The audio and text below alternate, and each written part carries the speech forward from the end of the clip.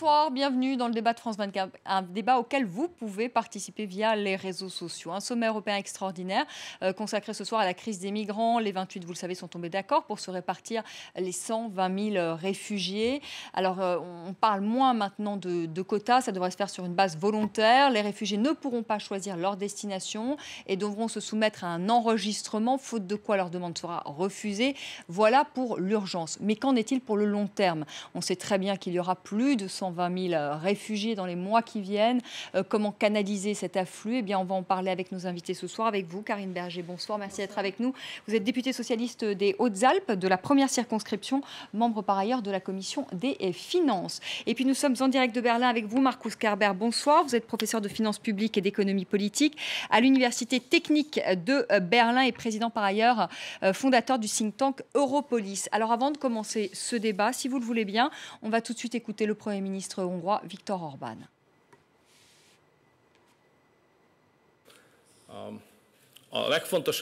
Le plus important, c'est qu'il n'y ait pas d'impérialisme moral. Je ne doute pas du droit de l'Allemagne à définir des exigences morales, en particulier pour elle-même. Et si la décision est prise de laisser rentrer tous les réfugiés ou de n'accepter personne, nous accepterons cette décision comme une décision allemande. Marcus Kerber, une réaction tout de suite, si vous le voulez bien, à cette déclaration de Viktor Orbán qui rejette, je reprends ces termes, l'impérialisme moral de l'Allemagne. Écoutez, je pense que le Premier ministre hongrois exprime en termes très très clairs et d'une façon presque un peu vulgaire ce que le président de la République française exprime en termes plus polis et plus subtils. Le résultat est le même. Non aux réfugiés, non à la morale et non au droit d'asile. Les positions sont absolument sur la même longueur d'onde. Lorsque l'Allemagne, et notamment la société civile en Allemagne, accueille d'une façon chaleureuse les gens qui sont en détresse, notamment en provenance de Syrie, pour s'échapper de l'enfer de la guerre civile, eh bien, la société civile française est moins chaleureuse, et notamment le président de la République française dit, pour partager les charges de cette migration, il est prêt à accueillir quelques centaines, peut-être un millier. Alors, cela nous dit tout sur la divergence entre l'Allemagne et la France, c'est-à-dire l'incongruité entre le discours et les faits. Alors que le Premier ministre français dit haut et fort que le droit d'asile est ancré de la Constitution française et même enraciné dans la chair et dans l'âme de la France, la réelle politique de son président fait tout le contraire. Alors que je me félicite de la réaction de la société civile, notamment dans les grands centres et métropoles urbaines en l'Occident de notre pays, qui ont accueilli comme il convient, dans une ambiance agréable, ceux qui cherchent un refuge. Karine Berger va répondre, Marcus Kerber, Karine Berger va vous répondre justement sur cette générosité de l'Allemagne que vient de décrire Marcus Kerber. L'Allemagne, on le rappelle quand même, Marcus Kerber qui depuis a quand même fermé ses frontières, et l'absence peut-être de générosité de la France qui n'est prête à accueillir entre guillemets que 24 000 réfugiés. Mais ça pose déjà beaucoup de problèmes. Je crois que M. Kerber n'a pas du tout entendu le message de la France-Allemagne, du couple franco-allemand au cours des dernières semaines. Madame Merkel est, c'est vrai, la première qui a dit « je mets de côté le protocole, la convention de Dublin, c'est-à-dire je suis prête à accueillir les Syriens ». Mais évidemment, elle a tout de suite réalisé qu'il était impossible pour l'Allemagne seule, et c'est pour ça que les propos de M. Orbán sont scandaleux, l'Allemagne seule n'a pas donné le la de la position européenne. Il nous fallait une position européenne commune, collective. Il nous fallait une position qui était portée par le ministère de l'Intérieur. C'est ce qui s'est passé aujourd'hui. Et quand la France s'engage à accueillir 24 000 réfugiés syriens, elle le fait sur les bases, évidemment, d'un accord européen collectif. Et heureusement que l'Europe s'est saisie de ce sujet, parce que l'Allemagne seule, on l'a vu malheureusement, ne pouvait absolument pas être à la hauteur des premières annonces. La fermeture des frontières entre la France, le renforcement des frontières entre la France et l'Allemagne était quand même petit problème pour la façon d'organiser les choses. Donc oui, le couple franco-allemand est sur la même longueur d'onde sur cette question-là. On accueille les réfugiés en Europe parce que c'est le droit d'asile européen, ce sont les valeurs européennes. Non, on n'est pas d'accord avec la position de la Hongrie, de la Slovaquie, d'autres pays qui, eux, refusent cet engagement européen collectif. Et notre objectif maintenant politique, Monsieur Carber, c'est de faire en sorte que ces pays qui sont ces nouveaux pays ces derniers pays qui ont rejoint l'Union européenne rentrent dans l'idéal européen collectif, comprennent que la façon dont on a fait tomber les murs il y a maintenant 20 ans pour les faire rentrer dans l'Union européenne, eh bien, les engage évidemment à participer à cet accueil des réfugiés syriens. Marcos Kerber, est-ce qu'il faut, et c'est ce qu'a dit aujourd'hui François Hollande, on va peut-être d'ailleurs l'écouter tout de suite, le chef de l'État français, on va l'écouter ensemble, c'était à son arrivée à Bruxelles, et il dit que finalement, d'une certaine manière, il faudrait sanctionner justement ces pays qui refusent d'accueillir des réfugiés. On rappelle la Roumanie, la Hongrie, la République tchèque ou encore la Slovaquie. On écoute François Hollande. J'annonce ici qu'il y aura des aides supplémentaires de la France et de l'Europe pour assurer ce devoir de solidarité, mais aussi de responsabilité, parce que les réfugiés doivent être au plus près de leur lieu de vie, plutôt que d'être obligés de venir jusqu'en Europe. Je pense que l'Europe, c'est un ensemble de valeurs, ce sont des principes. Et ceux qui ne partagent pas ces valeurs, ceux qui ne veulent pas respecter ces principes, doivent se poser la question de leur présence au sein de l'Union européenne.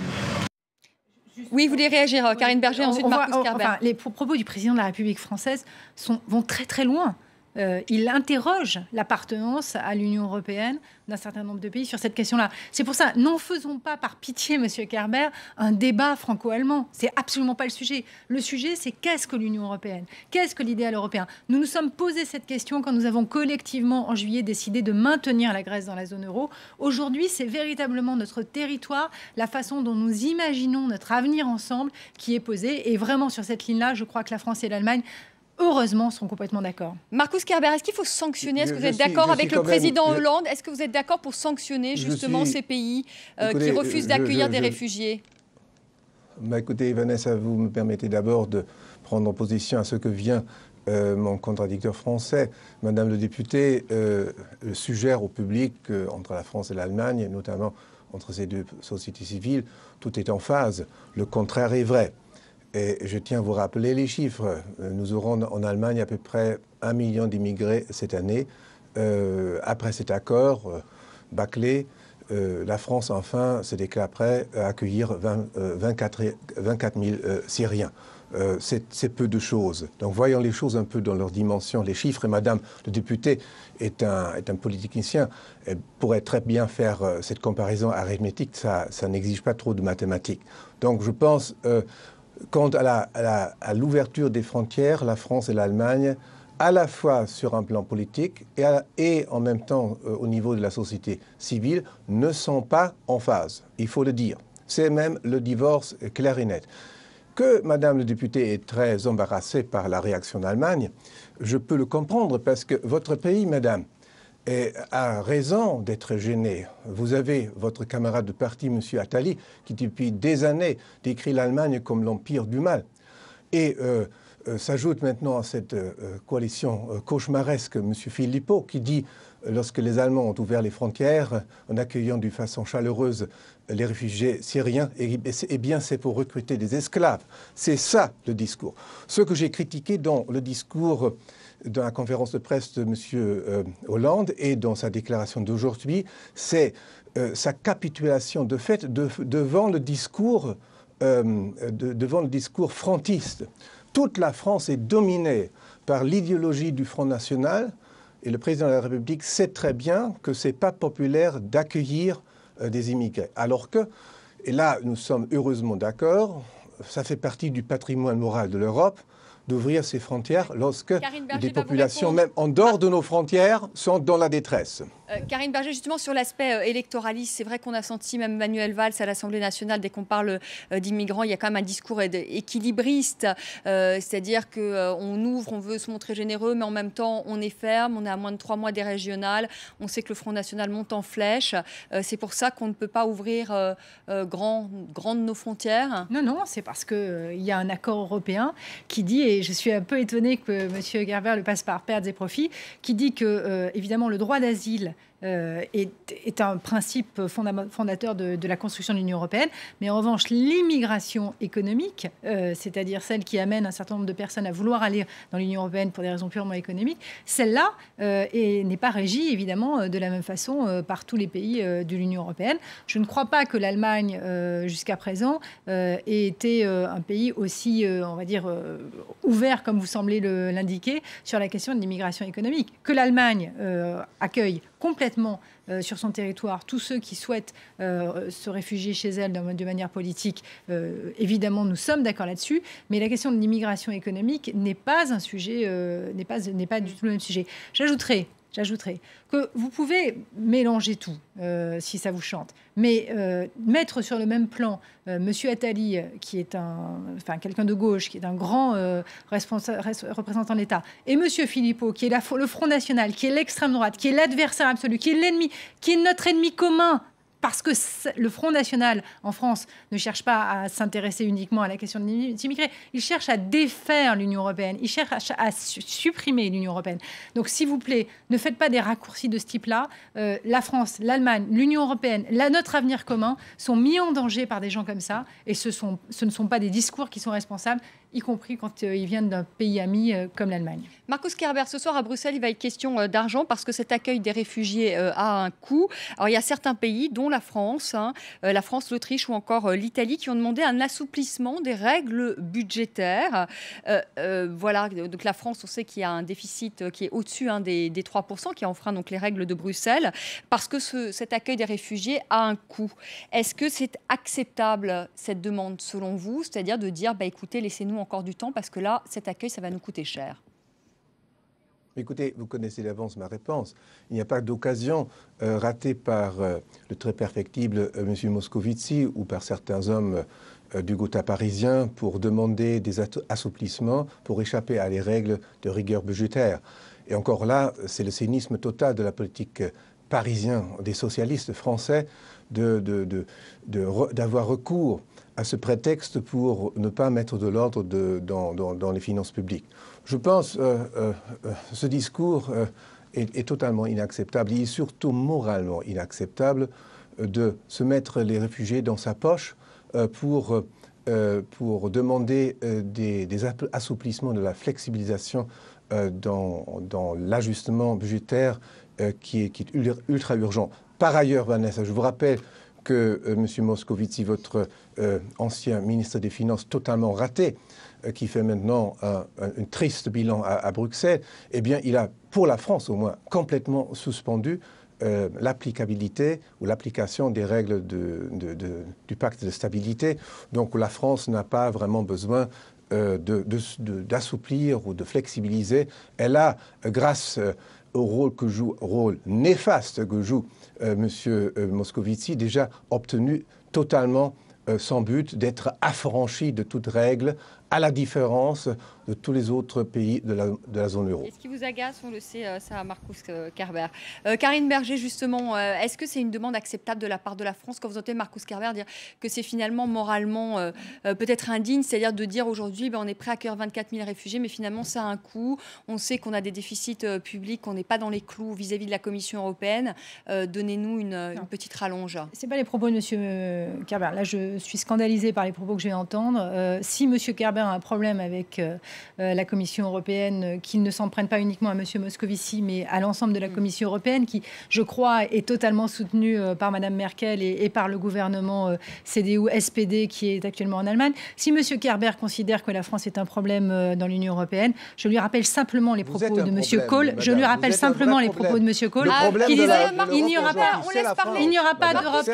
S'il vous plaît, soyez fair, soyez élégant. Il n'y aura pas d'Europe française, mais il n'y aura pas non plus plus d'Europe allemande. Je ne sais pas, monsieur, à quoi vous rêvez aujourd'hui. Je ne sais pas pourquoi vous en prenez à la France, alors qu'aujourd'hui, ceux qui sont en train de détruire l'idéal européen, ce sont vos voisins directs, c'est-à-dire la Hongrie, la Slovaquie, la République tchèque. Ce sont eux à qui vous devriez faire une leçon de morale, non pas à la France, qui essaye de faire en sorte que politiquement, notre union continue à tenir. Et j'ajouterai que expliquer qu'il n'y a pas de sujet économique sur un sujet aussi important que l'accueil de réfugiés, de centaines de milliers de réfugiés sur le territoire de l'Union européenne, c'est mentir à nos concitoyens et c'est surtout donner l'impression qu'au fond l'Union européenne, c'est d'un côté l'Allemagne qui, d'une certaine façon, donnerait son là sur les questions économiques et que de l'autre, on aurait un territoire commun. Ce n'est pas du tout comme ça que ça a été inventé. Sur la question initiale, c'est-à-dire la France qui demande aujourd'hui à Bruxelles, laissez-nous encore sortir entre guillemets des clous, c'est-à-dire ces 3% de déficit, parce qu'aujourd'hui on va accueillir des réfugiés, que ça va coûter cher. Est-ce que cette demande, elle est acceptable? Ce n'est pas une demande qui a été faite, contrairement à ce qui a été dit à l'instant. Ce qui est dit, c'est de dire qu'il y a un certain nombre de dépenses qu'on doit mettre en commun et que si ces dépenses ne sont pas mises en commun, elles ne peuvent pas faire l'objet d'une attaque spécifique sur un pays. Donc la question n'est pas... Ce que vous nous dites, c'est que la France n'a pas fait cette demande-là avec l'Italie et l'Autriche. Pas en tout cas la sortie des 3%. Ce qu'on a demandé... Un assouplissement des règles budgétaires. Un assouplissement des règles budgétaires. L'assouplissement des règles budgétaires, Karine Berger, c'est sortir des 3%. Non, je vais vous le dire autrement. Est-ce que, et là je vous pose la question à M. Kerber, est-ce qu'il est normal que la France soit la seule à porter les dépenses militaires de l'engagement des armées françaises au Mali, au Sahel et bientôt déjà en Irak et bientôt probablement en Syrie? Est-ce que l'Allemagne n'a vraiment strictement rien à dire sur le sujet ou n'a strictement aucune position sur le sujet de la politique internationale européenne? Donc la question qui est posée, c'est de savoir si nous faisons ensemble une politique internationale, si nous faisons ensemble une politique d'accueil des réfugiés ou si c'est chacun pour soi, auquel cas, Monsieur Kerber, ce qui est votre discours, je peux vous assurer que ce ne sera pas qu'en France que l'extrême droite continuera à monter dans l'Union européenne. Marcus Kerber, une réaction rapidement, très rapidement, parce qu'on arrive à la fin de ce débat. Je suis tout à fait ravi d'avoir l'occasion de vous répondre. Je suis fort choqué par les propos que vous tenez quant à la partage des frais financiers des interventions militaires de la France, des guerres postcoloniales que la France mène en Afrique. Nous n'avons strictement rien à voir avec vos interventions en Afrique. Indépendamment de comment vous allez déguiser ces interventions. Et le terrorisme n'est pas votre utiliser sujet un débat sur le triste destin des réfugiés pour entrer dans un débat sur la mutualisation des budgets militaires et notamment de la prise en charge par l'Allemagne des interventions militaires de la France en Afrique me paraît complètement absurde et grotesque. Donc je retiens que la lutte contre le terrorisme... un tout petit peu les chiffres. La lutte contre le terrorisme n'intéresse pas à vos yeux l'Allemagne. Je crois que Mme Merkel n'est pas d'accord avec ça. L'Allemagne va accepter 1 million. Alors donc vous voulez, si vous comparez la charge financière en résultant, vraiment mutualiser dans ce cas de figure les charges, la France en profitera certainement pas.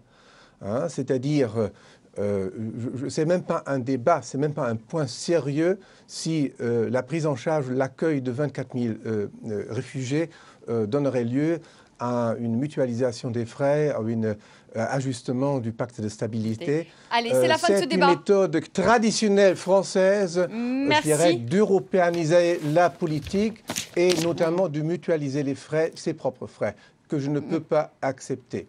Merci beaucoup. Merci Marcus Kerber d'avoir été avec nous en direct de Berlin. Merci beaucoup Karine Berger d'être venue sur le plateau de France 24 pour nous parler de la crise des migrants. Je vous retrouve dans quelques minutes pour le rappel des titres et le second débat de la soirée. On va parler du scandale Volkswagen avec mes invités. À tout de suite.